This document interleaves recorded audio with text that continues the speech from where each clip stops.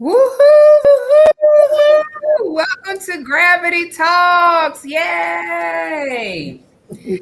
I am your excited host, Vicki Yelverton, the proud CEO of Yelverton's Enrichment Services, where we've been providing mental health and physical health services to the community for over 15 years. And as you can see, I'm excited to be here tonight. Awesome, awesome. I am also your host, Natasha Lewis. I'm pastor of Temple of Deliverance Church. Let's see, I'm also a full-time student and also work in mental health as well. And I'm super excited about being here today as well. I always got questions, always got questions. Yes, she does. Those that watch know. So without further ado, we're going to jump right in. We have an exciting show tonight. It's actually it's a family affair tonight. I'm going to say that. And we're going to let our guests introduce themselves momentarily. But again, the purpose of tonight is to talk about mental health and a second chance. And we have some guests that have been gracious enough to join us tonight to kind of share their story and their journey since, they've had situations with law or with being incarcerated. So without further ado, I want to give them a chance to introduce themselves. Let's see, who do we have that's going to go first? Ladies first. Miss Jackie, tell the people a little bit about who you are and what you do. Well, my name is Jackie Daniels, Jacqueline, but I prefer Jackie. Currently, I'm a member specialist at Sam's Club. It's just a glorified title. And, oops. Okay. I'm the mother of 4 grown people. Oh, wow. And the grandmother of 8.5. Yeah, 8.5. Okay. And so grandmother 8.5, so you got one on the way. Yes. Oh, boy or girl? Don't know yet. Okay. Well, congratulations. We're not due until November, so it's still early. Oh, wow. Okay. November. I'm a November baby. November 25th, turkey baby. Okay. Well, thank you for being with us tonight, Miss Jackie. Well, thank you for having me. All right. Let's see. Kenneth Smith. Tell the people a little bit about who you are and what you do. My government name, I guess, is Kenneth Ray Smith II. Proud father of 2, married, going on 10 years, June 11th. I have 4 IT degrees. Went back to school as an adult and got into computers, and technology, and software. I have 2 masters, graduated with both of my master's degrees with distinction, which was, I guess, roughly a 3.7 to a 4.0. So I graduated with both of my master's degrees with an 8 average, top 5 in my class. And currently, I'm doing sports training, first of all, with Next Level Sports Training. I started that business when the pandemic began. I had plans of doing something similar, and the pandemic kind of altered those plans, but I was still able to begin the business and start it on my own roughly around March of last year. And I also have another business, small business that I started roughly around 3 or 4 years ago while I was finishing school. It's called Computer Network Services. Um, or computer repair services, excuse me. I try to use my initials with that, KRS, and I started that business, like I said, while I was finishing up probably my first master's degree, and I do contract work there. Also work with friends and family, and basically what I do is like Geek Squad type stuff. I troubleshoot systems and do like bug repair, computer repair, fix trojans and viruses, things like that. Okay, cool deal. Well, thank you for being with us tonight, Kenny Ray. Thank you for having me. All right. So again, the purpose of Gravity Talks is to kind of identify and destigmatize mental health. One thing we like to do is kind of explain the difference between mental health, mental illness, mental wellness. All three are three different terms, but they seem to be used kind of the same, and they carry the same stigma. And again, mental health is just like physical health. Just like you go to the gym, you go work out, just like you go on diets or you watch what you eat. It's the same thing you want to do with mental health. You want to maintain your mental health or your mental wellness. Mental illness is when folks, embark upon certain events in life that may spiral into things that kind of keep them from living a normal life, so to speak. And so that's when they may have to seek therapy. They may have to seek medication treatment. They may have to do some holistic type of things to kind of keep them grounded. And so that's the difference between mental health or mental wellness and mental illness. The purpose, again, of Gravity Talks is to destigmatize that it's okay not to be okay. And we can talk about it. We've had several shows. I think this is 40 plus shows that we've hosted since the beginning of Gravity Talks, which started last year. And this one was unique. This one tugged on our hearts where we said, you know what, we want to hear from those that have had certain life events that landed them perhaps when they were incarcerated in a certain point in their life, but then have since bounced back. And, we want the people to hear from you so you can share your story, your journey about how you continue to rebound through that and how you keep pressing through the pandemic. So we're going to jump right in. As far as your connection to mental health, and you can kind of share with our streaming audience, what is your connection or understanding or link to mental health? And we'll start with you, Kenneth. With me personally, I guess you could say my family has a long history with mental health, beginning with my grandmother. May she rest in peace, Miss late Odessa Rogers, or Odessa Brody, excuse me. She had, I guess, schizophrenia. So she was diagnosed as schizophrenic, and she had like high blood pressure, something of that nature, nothing related to mental health as far as her blood pressure, but my mom as well.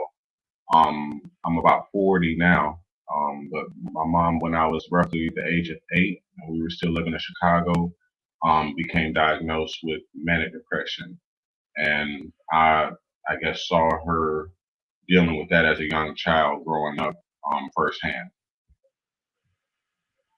Thank you for that, Kenneth. And I should have prefaced by saying that who's your oldest, wisest sister?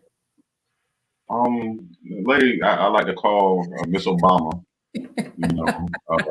Vicky Overton, Vicky Smith Overton is my oldest sibling, and I look up to my sister, Miss Overton. She has since day one been a protector of mine, kind of like a surrogate mom instead of a sister. She was, I guess, given the responsibility by my parents to help raise her younger brother. She calls me big head and all sorts of things. We pick back and forth, but my sister has always had my back since I can remember.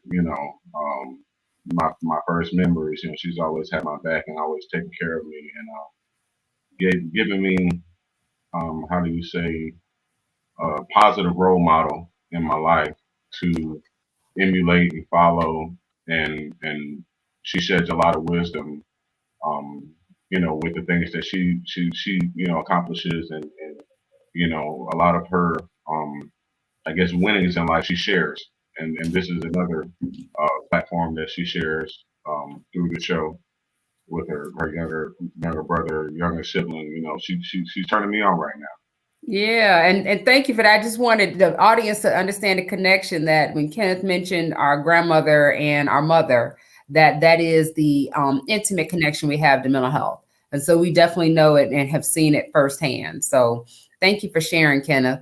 Let's see, Miss Jackie, what is your connection to mental health? Well, I guess it would be just me and myself. I can't really recall anyone in my family, having mental health issues. Maybe an aunt, but as far as me, I was diagnosed with severe depression and PTSD, and it's taken a toll on my life.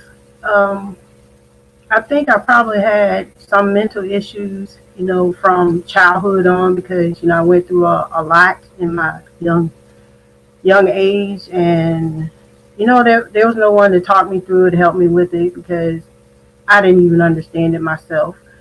So it just stayed with me through the years and just got worse.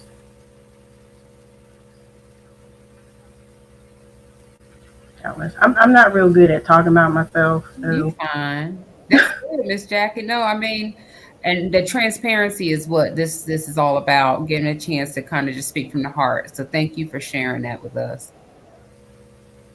I just want to say also that the thing that you shared is really key. That a lot of us, I'm including us, a lot of individuals do go through some things at younger ages and not really understanding what it is, not really knowing, if we don't have some type of something to get us on, moving forward, it does get worse. And that's a true story for a lot of people. And that's one of the reasons why we even started Gravity Talks, just to say it, just to kind of put the awareness out there from different lenses and different people's stories and level of transparency. So your story is it's we've heard a million times that they may have seen something and it just went unattended to and it just got worse and got worse. So that's our whole point now, is just to promote awareness and to kind of make sure that we're just focusing on helping people. Health is wellness, and mental health is really, really important. A lot of times, and I think that sometimes that's the one thing that goes undisclosed, untalked about, and things like that. So, what we want to do now is kind of just give you guys an opportunity to as comfortable as you want to be, really just to kind of share your personal story. Of course, why you're here, it's about second chance. And so, whatever you're comfortable with sharing, we just want to, so that people can have a backdrop of who you are and seeing you now, that, what you've become today. So I guess we'll start with Kenneth, since we went with Jackie last, to kind of go ahead and just, what part of your story you would like to share with us.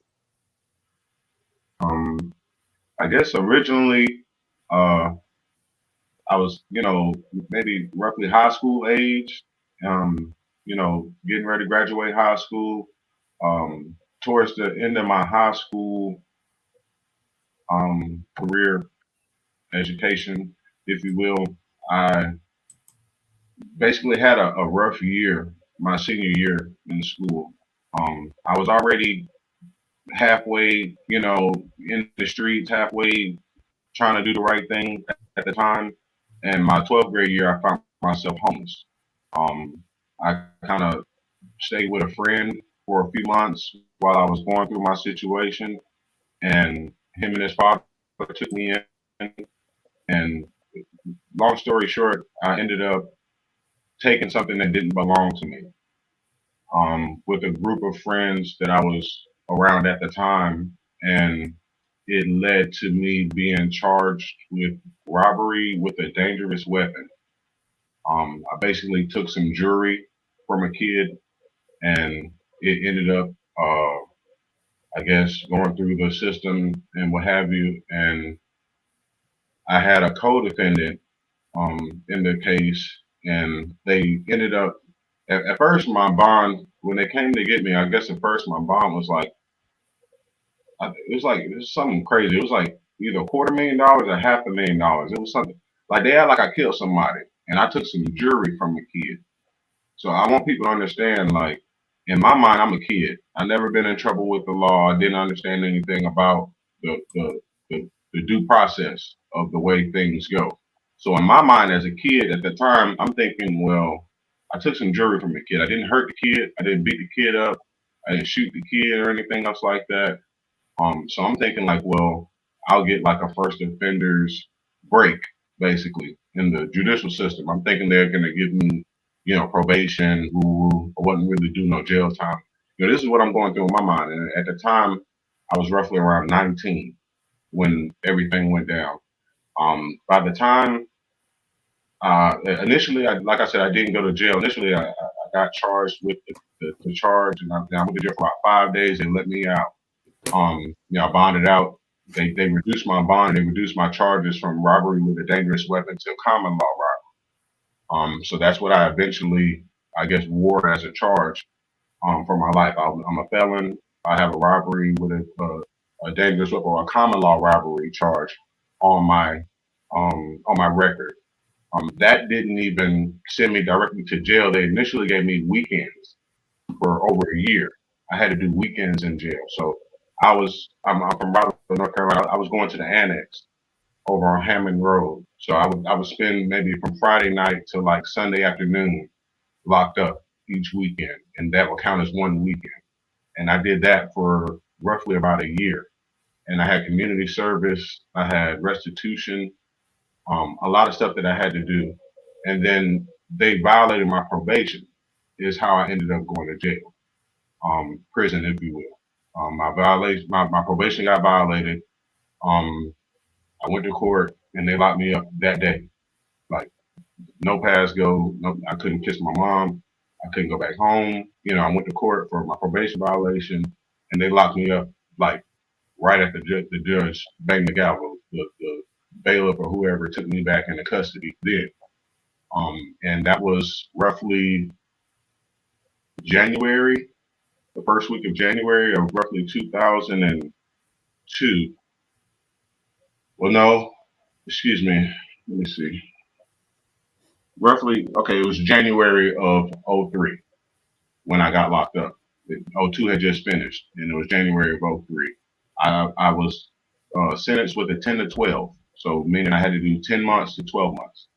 And I ended up doing roughly almost 10. And they let me out April 15th of '03.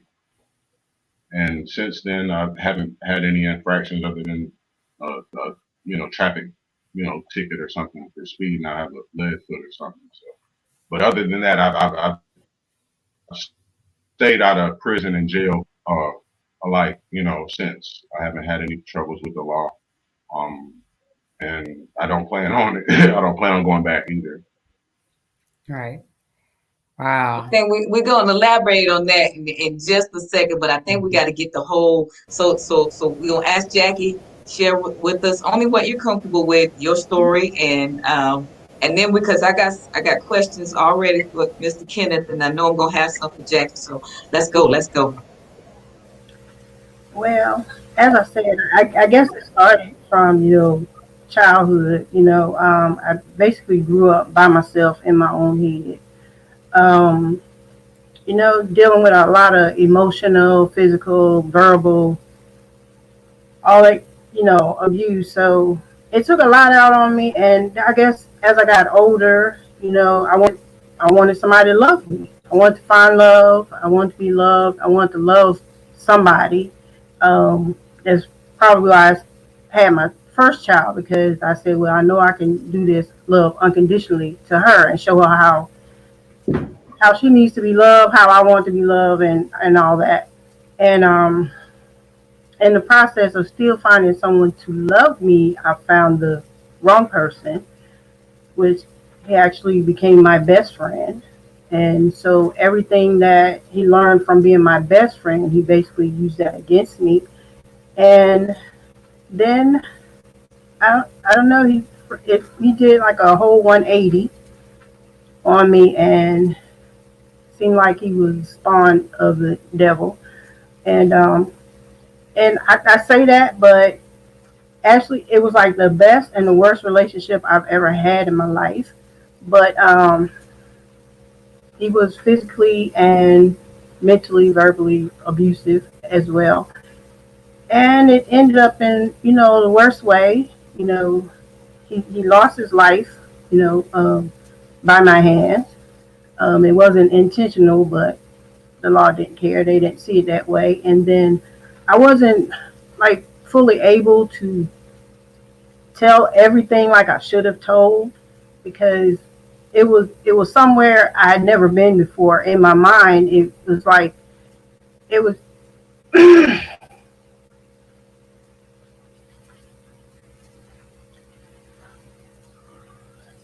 Okay, it's okay. It's okay.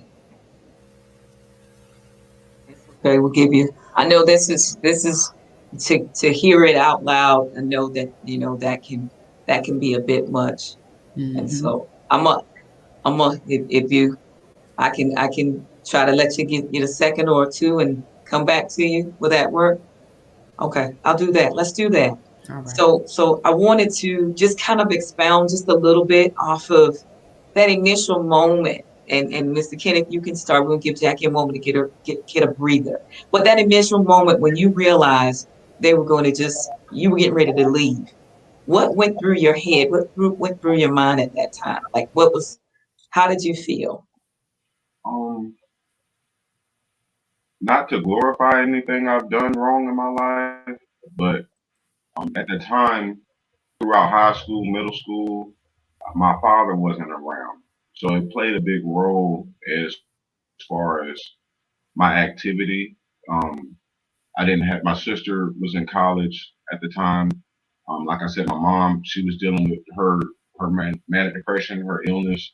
I had my grandparents that were living at the time. They lived next door to us, and we weren't well off, if you will. We stayed in a piece of a house, like a shack. And we lived on a farm. So coming from Chicago, we weren't rich there, but we lived middle class lifestyle. And then moving down south, like, oh no, I'm the Andy Griffith Show. I'm thinking I'm going to, cow pastures and things of that nature, stuff that I wasn't accustomed to as far as living. So it's just I can't really explain. It's just my life gradually progressed to the streets, if you will, by my father's lack of presence and discipline. I wasn't um, restrained to do anything. My mom's somewhere laying around depressed or in the street herself. Nobody was there. My father wasn't there. My sister was in school. My mom, either she was depressed in the home or she was out on what we call like a high, where she would get in a manic stage and she would run around with different men, or she would do what she was doing. So there was nobody there a lot of times. And my friends and I guess the streets kind of supplemented, their absence in that time in my life. So I spent a lot of time in the clubs, in the streets, just doing things I didn't have no business, with friends of mine. Um, and that's, I guess, what put me on the path to where I ended up as far as prison. Um, and I accept full responsibility for everything that I done wrong in my life and whatever I had been charged for. In my mind, the streets kind of raised me, and it was more so I knew beforehand. Like once they violated my probation, like I initially got off with the initial charge. They didn't lock me up. My lawyer told me, pay me such and such and such. You're not going to do any time. I'm like, well, okay. But he didn't explain to me the ramifications of my judgment at the time. And at the time, they initially put me on intense probation, what they call intense probation. So I had to pee in a cup once a week. Had a probation officer come by my house, and they were free to walk in my home, on call, or as they arrived. It was different. I had to be in the house by 7 o'clock. I had a job at the time, and ended up losing my job because I couldn't, work certain hours because I had to be in the house at a certain time. I had to do weekends. It was just a lot that the streets don't tell you that you have to actually go through. A lot of hoops that you have to jump through once you're in, how you say, the system. You know, it wasn't like, you know, I just went to jail for 3 months and came back home and everything was, you know, wiped away. It didn't happen like that. You know, it was a long, drawn out process. I was in trouble, I guess you say, with the law or doing some form of punishment from roughly '01 when I was charged to September of '03 when I was released. Well, you're basically, it kind of looks like, and not saying you guys have the same story, but the lack of that level of support or almost love caused the change, the dramatic change in your life. And I say that change because that's a point in your life that, you know, caused that, because you went to the streets, and Jackie stated that, you know, she, you know, basically you developed and created additional relationships. And so in seeing the significance of having to do that, it really can have an impact on an individual's future. Thank you guys. Thank you. And that really just cut on some light bulbs for me. Vicki, were you gonna say something? No, I guess again, I'm listening to the common thread, and as Miss Jackie shared, you know, growing up, there have been some voids that were needing to be met and filled. And with my brother, even though he had that level of support growing up, it became a void when it broke apart. And so, you know, that's something that as we look towards our youth, and we'll get to that in a minute, because I feel like y'all's testimonies are powerful. Things happen to people, and it's what you do about it after the fact. You know, sometimes we go through life's events and we learn from that. We don't, or we don't. And you all just being here tonight shows that you have. And, you know, I commend you and I applaud you in that regard, because nobody's perfect. You know, all of us have things that we've done and been through, and we would like to have seen done differently or been through it a little different, but it is what it is. And, you know, thank God for your testimony, because it is a test in that testimony. So thank you again. And Miss Jackie, how you feeling? Um, You hanging? yeah. Okay. I had something else I wanted to mention if you guys had a moment. Yeah. Hold on 1 second. Let me see. Miss Jackie, what were you going to share? Look, you had something right at the tip of your tongue. No, sometimes I just gotta remove myself from all the thoughts going on in my head. But and then sometimes I remember things out of order. But because I know I said I was looking for love, and I did find, you know, some love. I found my sister, found Pops, Mama, Daisy. So, you know, that meant a lot to me, but still not getting it from my mother, who should have been the one that was supposed to protect me and show me love and nurture me and all that. That still, you know, took a lot out of me. And then when I thought I found my best friend and everything, and then he turned out to not be someone that I wanted anymore. But it was just it was a horrible experience to actually go through that day, you know, and be arrested, and then I think I was in jail for maybe 5 or 6 weeks. I don't know. But during that time, I read the Bible like every day. I read it from like front to back, front cover to the back cover. I think I may have read it 1.5 times. As I didn't want to think about anything. And I don't know if I was capable of thinking anything. I don't know if I had dreams, or I can't remember if I had dreams or anything. But I know, you know, Pops and Mama Daisy, they were there for me. And that meant everything to me. It really did.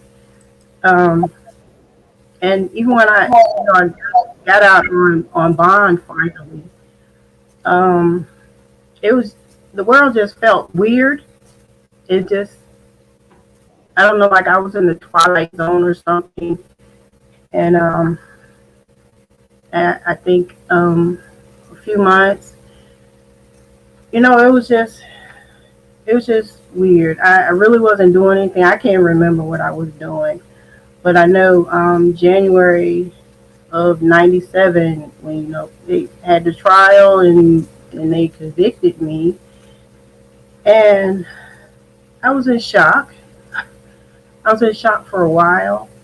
They and they said 100 months. I'm like, oh my gosh, Mm. you know.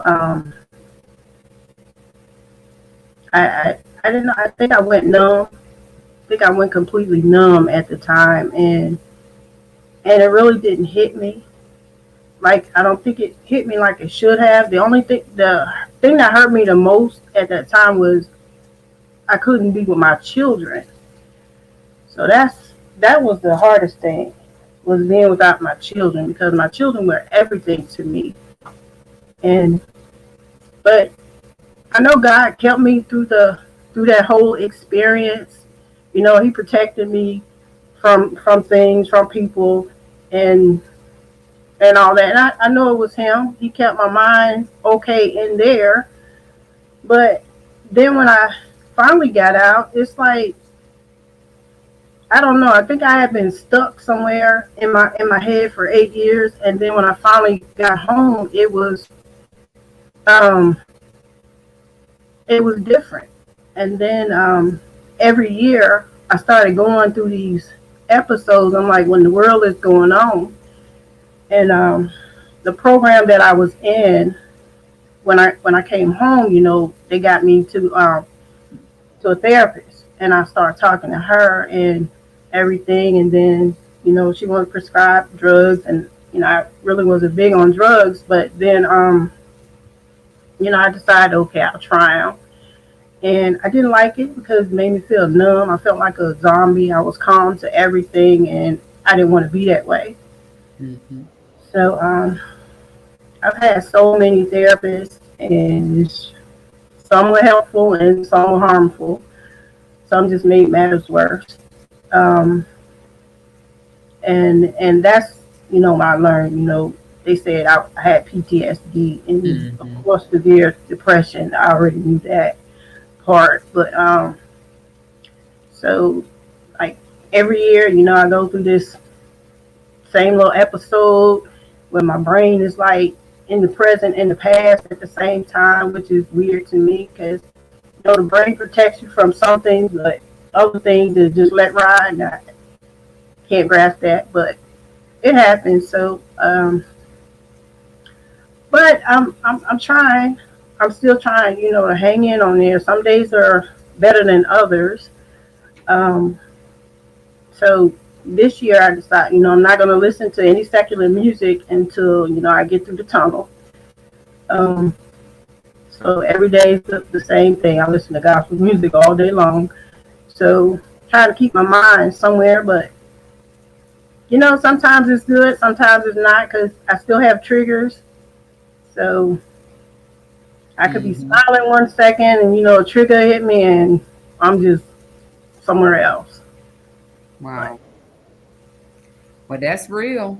That's real. And like you said, you have triggers, but it sounds like you also have ways that you cope. One of the things you shared with us early on is your children and how many grandkids you have. And I noticed your face just lit up, even at the half, even at the 8.5. And so, thank you for sharing. Just keep pushing through. Keep pushing through. So what's your go-to song? What's the go-to gospel song? What's on the hit list? oh my gosh, I have so many. Oh Lord. Don't I tell me it's Can you still sing, Fred Miss Hammond. Jackie? Can you sing? oh, It can't be Fred Hammond still. Is it still Fred Hammond? Is he on the oh my list? goodness. Fred Hammond has got to be on the list. Got to be Yeah, on the list. Fred Hammond got to be on the list now. All right, Gotta what's be.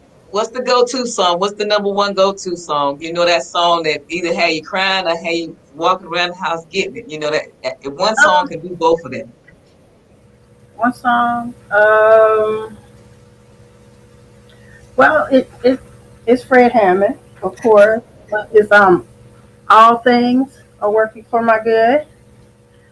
Um, Wait, that's you it's, gotta it's sing a piece of it because I don't know which one. I got the wrong version.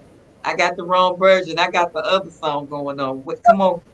see this the thing, right? Because my sinuses are messed up, so my voice, it ain't 100 right now, so that ain't gonna sound pretty at all, at Okay, all. we'll check back in. We're gonna check back in on that song at the end of the I'm, show. I'm Kenneth, sure your I'm sure your 50 is better than my 100.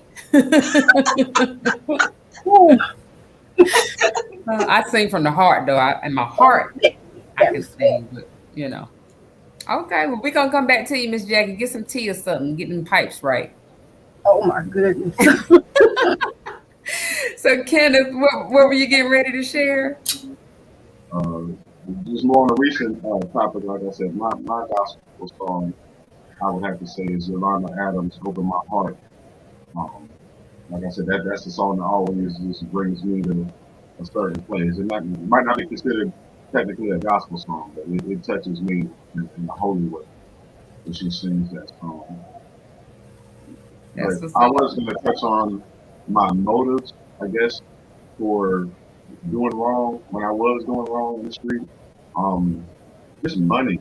Like I attributed to earlier, pointed to earlier, we were poor. We didn't have a lot. My mother was on benefits, and we got food stamps, and like I said, we were living in a shack. So it was like the situation kind of went from sunny to kind of cloudy, a storm, if you will. And that's what I guess, claimed that the situation kind of brought me off the porch, like they say in the street. Like that's what got me into the street in general. It wasn't. I was just out trying to be wild and mischievous. I was chasing money. We needed it in my eyes at the time, and being the only male figure in my home at the time, while my sister was finishing college, I felt like my mom needed that extra help. I didn't want to see my mom struggle. She didn't have a stable man in her life that worked or anything like that to help her with me and my sister, which we were trying to help through school, send money back and forth and that type of thing. And I just wanted to acknowledge that I wasn't out to harm anybody. I just typical teenager at the time, hanging out with my friends in the club, we run around do dumb stuff. We were bored basically. And like I said, I just went from being bored to wanting to make some money. 15, I was like in 10th grade or something like that. so Kenneth, when you would make the money, and I'm just asking because your story sounds like a movie I seen. I promise you, like you probably could do a documentary. Both of you guys' stories, like I will watch Mhm. it. The other stuff I be watching on Netflix, I might as well watch one of y'all. Just go ahead and do a production. We'll help. Lifetime. We Mhm. have because that's deep right there. So let me ask you this, and I want to not necessarily get on the topic of feelings, but how did it make you feel when you would go out and make the money and then bring it in? Was that a different? Did it make you feel better? Did it help like cope with everything else that you were dealing with when you would help mom and do those kind of things? I guess so. It became a passion of mine, if you will. I look at numbers a certain kind of way. My dad kind of really was strict on me with education, so numbers are my favorite. Like math is my always been my favorite subject. Once I started making money, it wasn't like I was trying to make enough to send me to the feds or anything like that. I wasn't trying to make that type of money because I had friends that were doing stuff like that, and they went to the feds like quick. Like they caught dope charges when we were in ninth grade. We were 14. I moved from a place when I left Chicago, mind you, in 91 ish. I was roughly going on 11. It was about the middle of that year. The Bulls had just won the championship. I remember like it was yesterday. I was going on 11. It was a couple of months before my 11th birthday. I think we left Chicago in June when we moved down south for good. And it seems like at the time I was in a transition in my life that I didn't realize. I left a place that had over 923 murders, homicides in 1 year. And I moved down south and I moved around a corner from some kids that at the time they were kids. We played basketball in the park together, in a local park together. Within a year or so, those same kids that I grew up playing basketball with were robbers and killers. They were robbing people and shooting them, execution style. Like that's what they went to jail for. I wasn't into that type of stuff, but it was just weird how I left a place full of gang banging and murders and all this type of stuff, and I almost got kidnapped twice. A lot of people don't know that about me. While I was living in Chicago, I almost got kidnapped twice. And mind you, when I left Chicago, I'm running around the town with my sister, two women. My mama got a Bible about this big in her pocketbook, and my sister not much bigger than me at the time. I was, roughly 10 when we left. So it wasn't the safest environment for me as a child. I didn't feel safe with them, just versus the streets. The streets just always had a not necessarily a fear, but we had to be aware. We lived in Chicago, so you had to be aware of your surroundings when you were out in public, type of thing. And then when I moved down south, I thought, well, I'm going to a slow moving area, and I'm thinking everything's going to be country acting, But when I moved down here, within a few years, like I said, I realized that a lot of people down here did a lot of things like people from back home where I was from. And once I realized that, I was like, well, I'm going to hang out with them instead of be bored to death, like, looking at these cow pastures everywhere and fields and stuff. I wasn't used to that. I was used to city, lights, hustle and bustle, get on the bus, get on the train. Life just moved a lot faster where I was from. So maybe that had a lot to do with it, where I was brought up, that I just ended up where I was used to the hustle and bustle. And like Kenneth shared, one thing I will say, Chicago, as we all know, is very, it can be very rough. And it's rougher now, but back then it was like he described it. And I remember my mom said that she made a decision also to move. And in hindsight, it was to save my brother's life. I mean, at least now he's here to live and not testify, but give a testimony about what he's been through. But in the streets of Chicago, he may not even be here today. And so even though it was a hard knock life and he had to go through some things, he basically was trying to become a man the best way he could, because he didn't have a male true role model to kind of get him through that tough spot. As he mentioned, my dad was there in the beginning, then there was a gap, and then now they have reunited in their relationship. And I'm sure he'll share that as he feels comfortable. But, I thank God for my brother. I thank God for the hedge of protection around him, and that he's here, and that he has my niece and my nephew.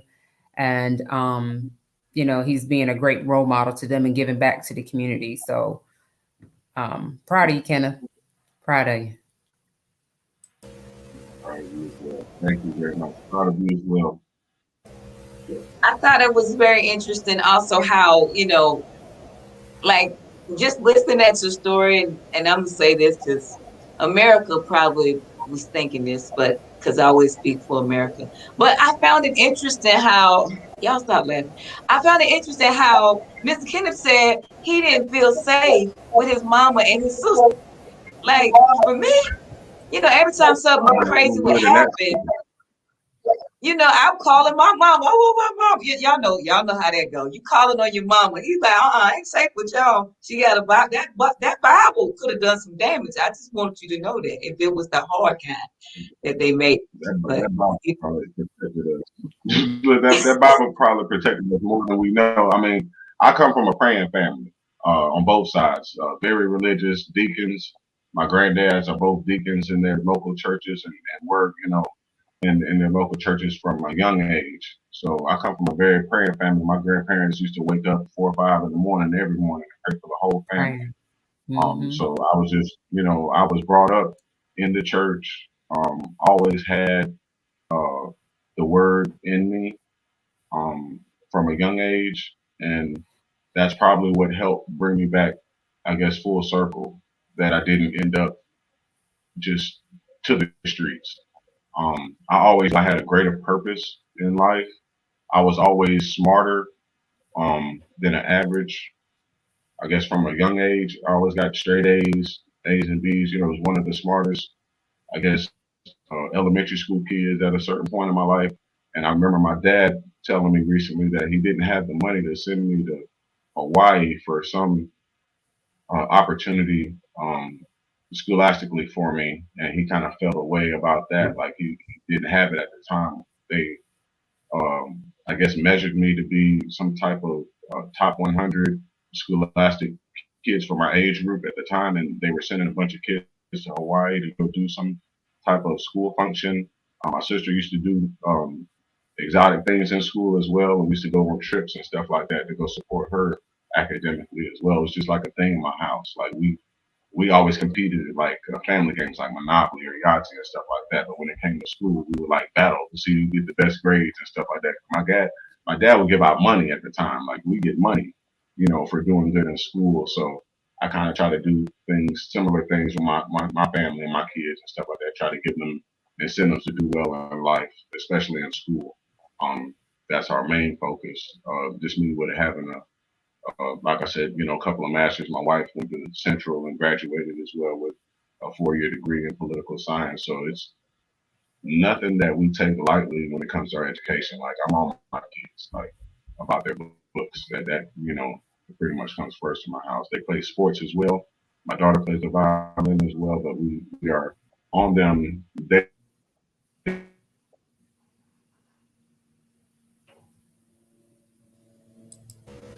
I think he froze a little bit. Their So education. That we're adamant. back. To come back in. Okay. He's So- back. So go ahead, Vic. You gonna go? No, I was just gonna cross over to Miss Jackie and see what her thoughts were.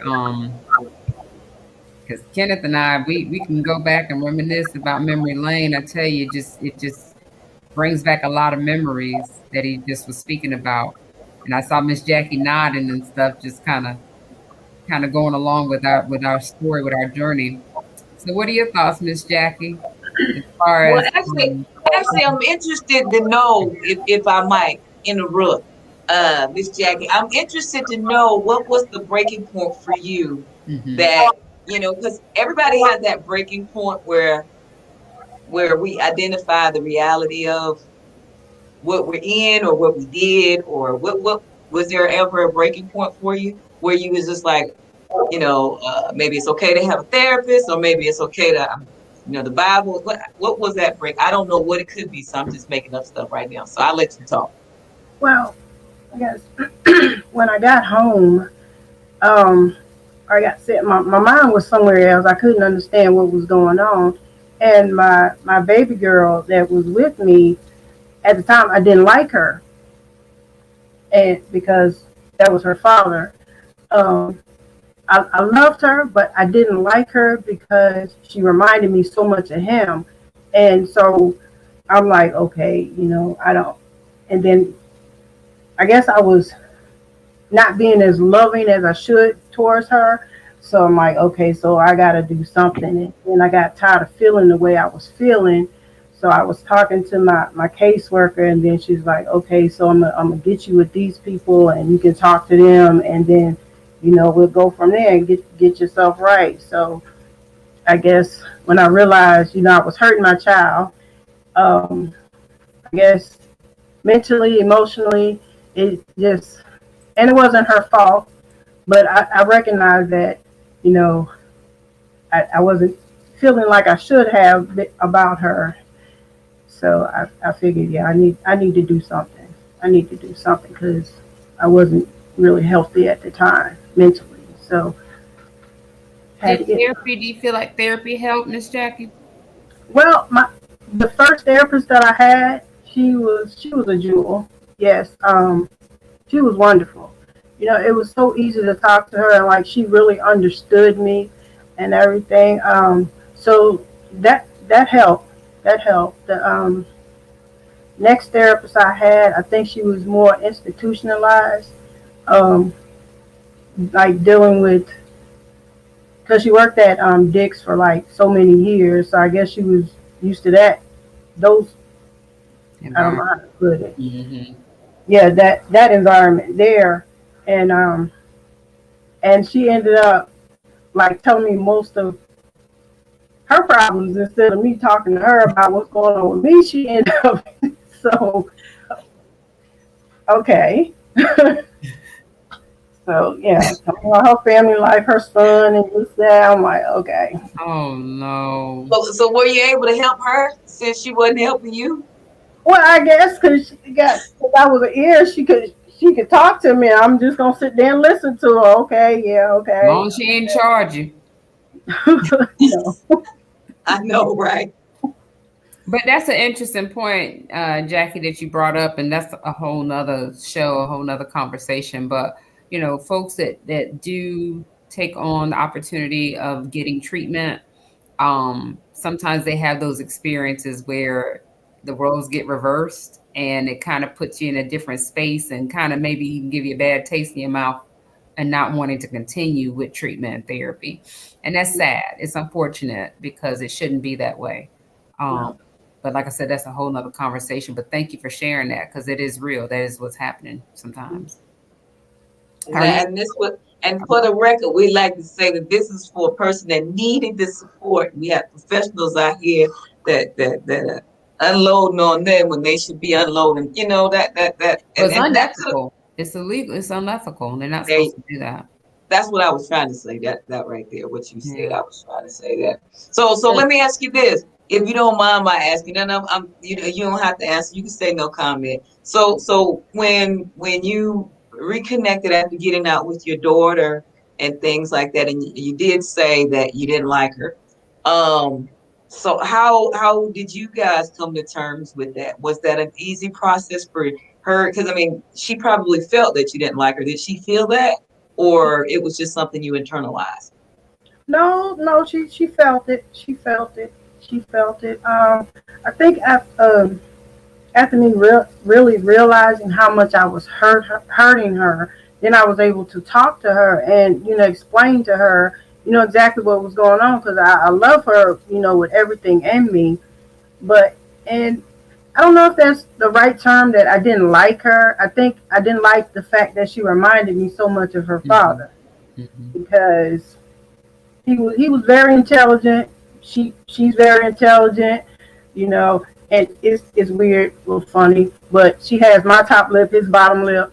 So yeah, it's just weird things. When I look in her eyes, sometimes I feel like I'm looking at him. So it was just a whole lot of things, but we got through it after a lot of talking and me telling her that I love her, with everything in me, and forgive me for being this way or being that way. And now, like, she calls me anytime she's upset. She calls me because she just needs to hear my voice, and then she'll be okay. She'll be okay. She asks my advice on everything. So that's awesome. Yeah. Yeah. So I'm real happy about that. So I see you smiling. I see you smiling. I see that that just took her to a happy place. Yeah. And that's beautiful, because your story is wow. It's still unique regardless of if it's something that I said like earlier that it was a movie. It's still unique, and it's something to see. I've seen so many emotions in one conversation from you and Kenneth, and it's just been amazing that the impact that we have on family, and then the impact that family has on us. And so I just want to know, like, when you guys, what was that turning point that you wanted to do something? You had to make a, because you guys are doing things now. You're number one. I can say that because both of you I'm seeing on the screen and listening at your stories. If you weren't who you are, you wouldn't be on the screen. You would be a memory. And so what kept you here? Whoever wants to go first. How about that? Because that ain't on the paper. But go ahead. I can say my children, really. My children. My children, and then realizing for once, I want something better in my life, something better for myself. And I want to accomplish something, because I am a writer, so I want to at least finish a book. I have like 3 different books I started on and haven't finished. So I wanna accomplish something in my life, so I can leave a legacy or something for my children and say this was my mama, she did this, she did that, she came from this, and she made it through. Even though sometimes it's like, oh, Lord, Father God, but I don't know. It's basically for my children, really, for me too, but most my children. You got a title for your book in mind? I have so many because one is like it's an anthology of like little poems and stuff that like all the men that were in my life, poems and stories about them. One is about a serial killer, a lady serial killer. I'm sorry. Okay. Okay. um, one is like autobiography. What's that word? You get it out right. Autobiography. Yeah, one is like that, and then the other one is just pure fantasy. Okay. Yeah. Nice. Well, let me know. I'll buy one. Yeah, I got one more question for you though. Hmm. So and I'm gonna ask Kenny the same thing, and then we'll probably go full circle in a minute. But so now you're in. I see you smiling. We talked about the past. Now we're in the future and the present, and now I see a smile. That's on here. So in the pursuit of what happened before some years ago. Now, are you open to receiving love now? Would you do that differently now, or are you just saying, Um. Well, I thought that maybe one day, I want to be married, but I don't know if that's in the cards anywhere. I'm not really sure. But I told myself that I don't ever, ever, ever want to love anybody else ever again like that. If there's a different kind of love, then I may be receptive to that. But that kind of love, I don't want that in my life. I That's don't. real. That's real. and I do think that it's a different kind of love. Well, I do, and I think that what's significant about it is that love is that word that we create a definition for, and it changes. It changes by people. Yeah, we see love all around you. And I got love one another. Praise God, praise God. But I think it changes and it has different meanings for different people. So we're hopeful that's where we are. How about you, Mr. Kenneth? What was that? Because I got another question for you, Mr. Kenneth, and I promise, Miss Vicky, you can go. So I heard that you got a lot of degrees. You went about you got like 12 degrees. I don't know. I can't keep up because you got a master's over here, and I thought that if you had a criminal record, you couldn't go to school.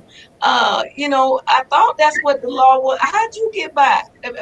America want to know because there's somebody out there that might need this advice. Because they don't want to get no passport. They don't want to. They don't want to go to college. They say I got a record. So what? Help us out. Help us out. Uh-oh. He muted. There you go. Well, I do have multiple degrees. Um, I worked hard for them to prove a point, I guess, to people that underestimated me and teachers that told me I wasn't going to be anything. I can identify with Miss Jackie's story a lot, just with her daughter's relationship. I had a reverse role with my mom, where she would, get on me, you just like your daddy, you just, boo about your daddy, and we get into it about that. Just I have a lot of motivations. Like I said, my sister, being a strong role model in my life. My parents have always pushed me a certain kind of way to excel, especially academically. I was always good in sports. So I was always naturally active, I guess, growing up. Played a lot of football and basketball, things of that nature. And I'm a big person on relationships. So I guess you could say the relationships that I developed over the years. When I initially went to school, it was roughly around the time I just got settled.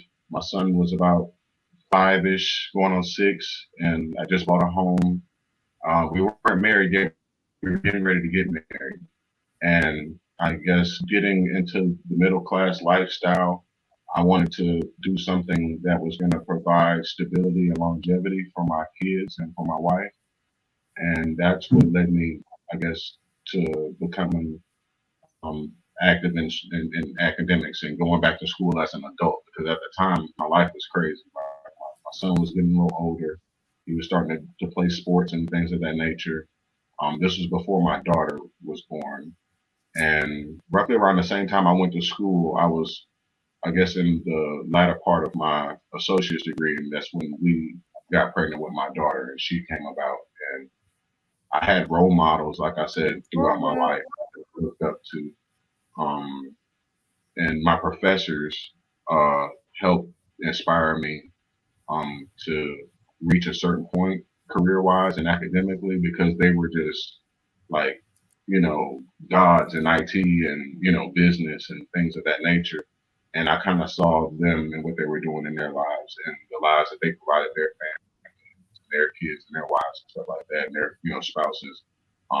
Very close with doctors, lawyers, business owners, have a lot of plugs, if you will, so it's like, it's, I guess, a combination of things that kind of drove me to where I am today with my degrees. Mr. Kenneth. Okay, I'm gonna ask you this question one more time. Yes or no?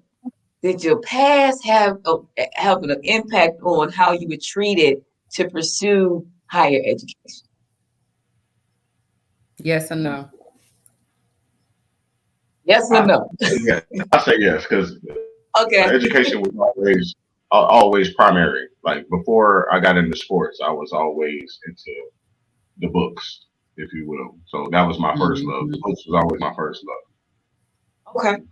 Great. And I think that's beautiful that you were able to make those relationships. That's powerful right there. And just to be able to keep pressing and going through. So, and I love the part about doing it because people didn't think you could.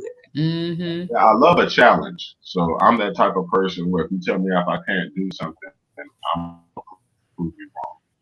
I'm gonna show you through God's mercy and will anything can be done. Type of.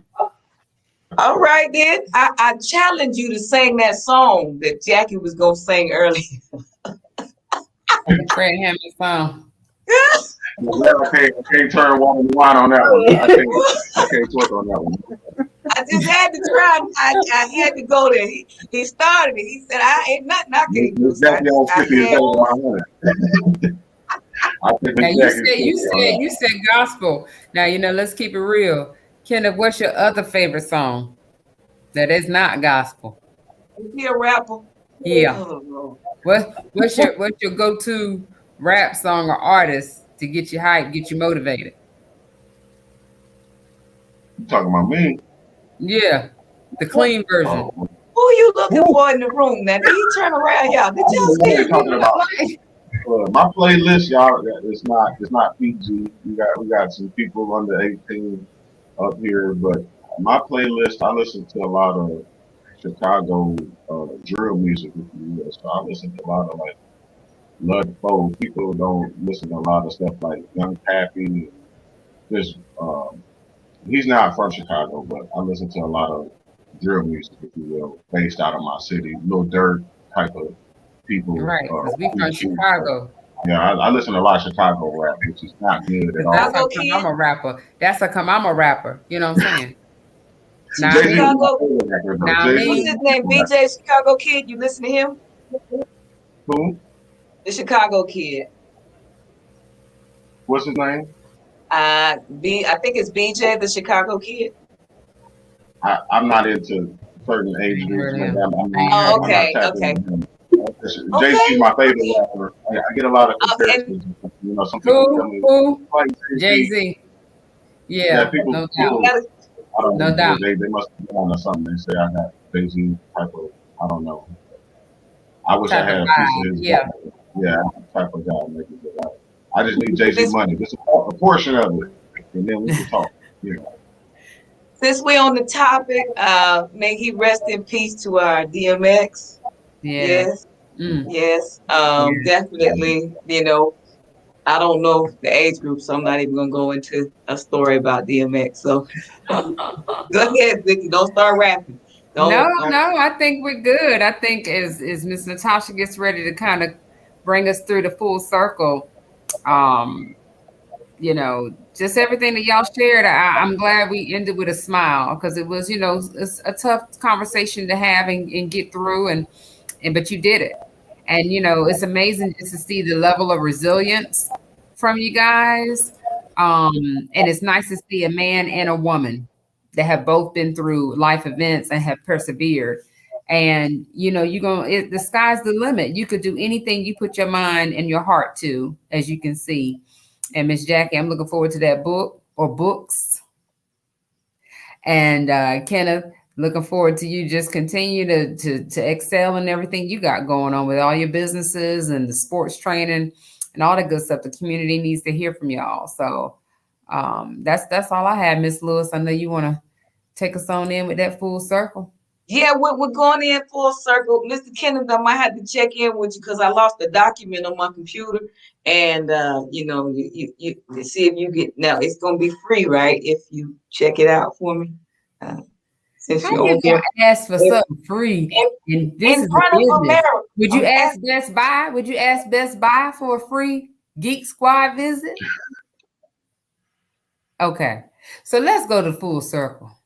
Well, I was asking about my computer. I was trying to help America out because we can definitely help him to advertise. That's all I was saying. But yes, so our full circle is that moment. We talked about mental health. We talked about the impacts of mental health, and we've only just touched the surface. But there's so many different messages, so many different episodes that have come out of this conversation today that could lead us into another hour-long discussion, that could lead us into a whole nother moment, a whole nother topic, just you name it. And so right now, today we're getting ready to close this thing out and wrap it up. However, we have several different viewers coming from every different nationality, race, you name it, and all over America and other places. And because of that, because we never know what our message is going to be, and we never know who's going to watch it, because of your experience, because of your second chance, if there was something that you could do differently, what would it be? Number one. And number two, what would be your advice to our youth? Because it sounds like you guys were impacted by your youth years that caused certain things to happen. And so what would be your message to your youth, to our youth? Like I said, we never know who's going to watch it. And so if they're watching you for that moment, what would be the words that you would have for them? I'm going to start with Jackie. Well, I would say talk to someone. Just find somebody to talk to, share your feelings with, because then, you know, I had no one to really talk to. Because I think talking to someone to help you understand what's going on with yourself, and maybe you can handle it better. But I believe talking to someone about it, anybody, pastor, sister, you know, someone who will understand. Amen. Amen. Now, if there was something different that you could go back in time and change, what would it be and why?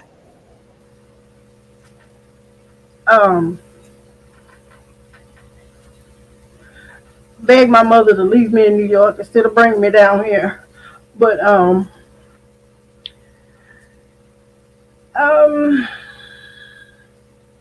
that that's a hard thing.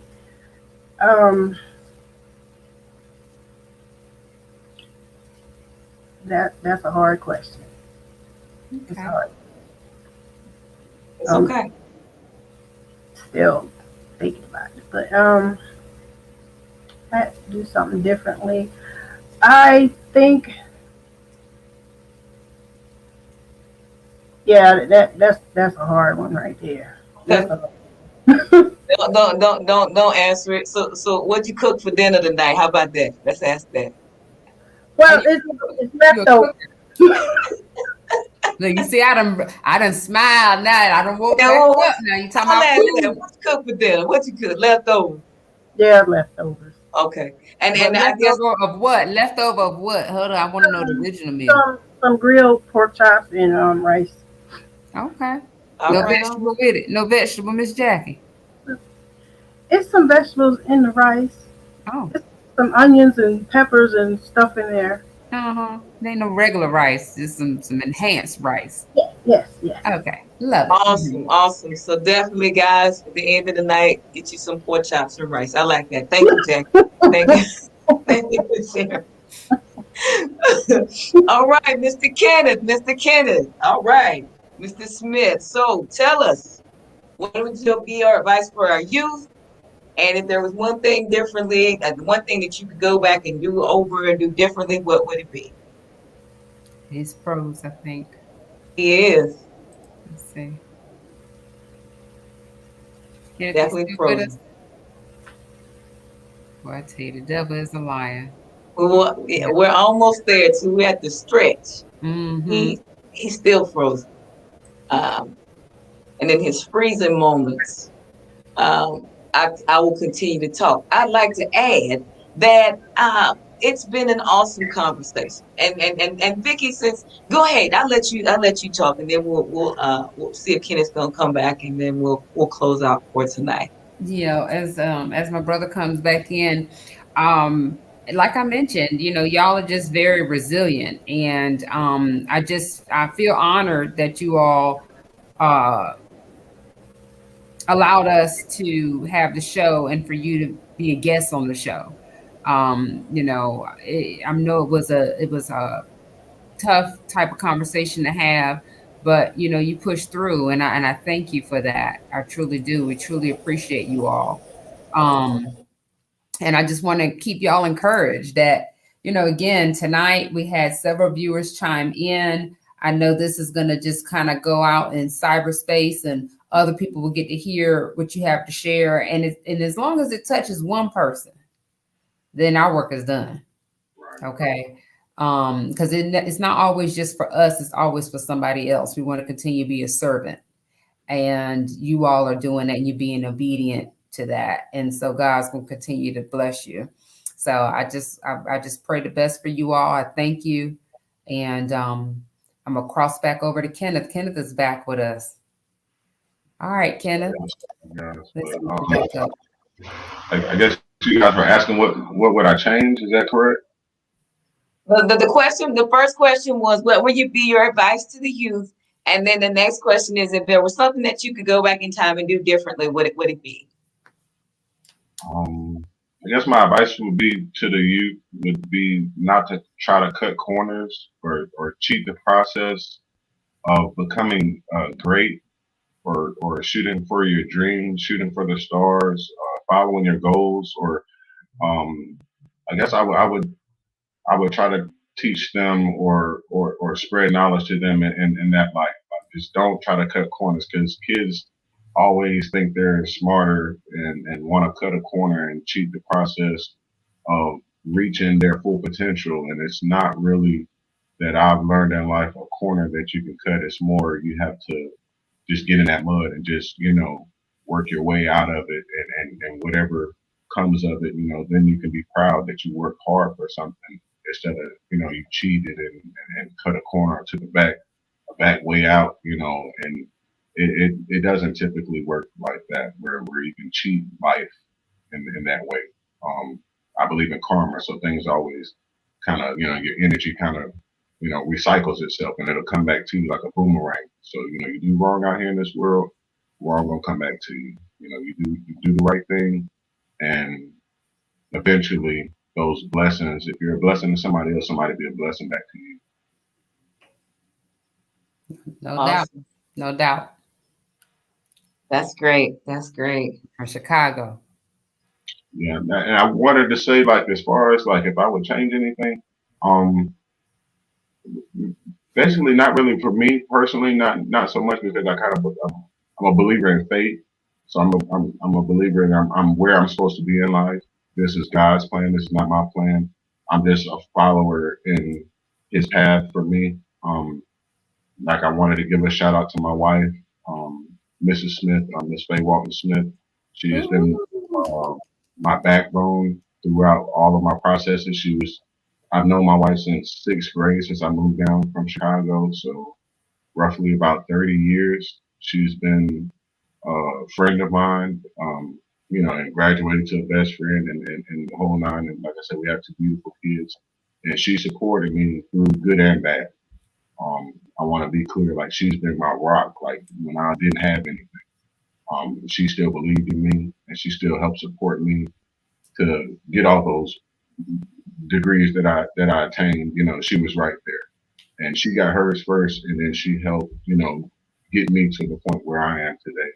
And I just have to take my hat off to her. I owe her so much. Because I always say, she's the one that saved my life. So if I've ever hurt her, that's one thing I would change as far as, if I've ever done anything wrong. If I've ever done anything wrong to harm that woman, then I sincerely apologize. That was deep, brother. That was deep. That was deep. That was deep.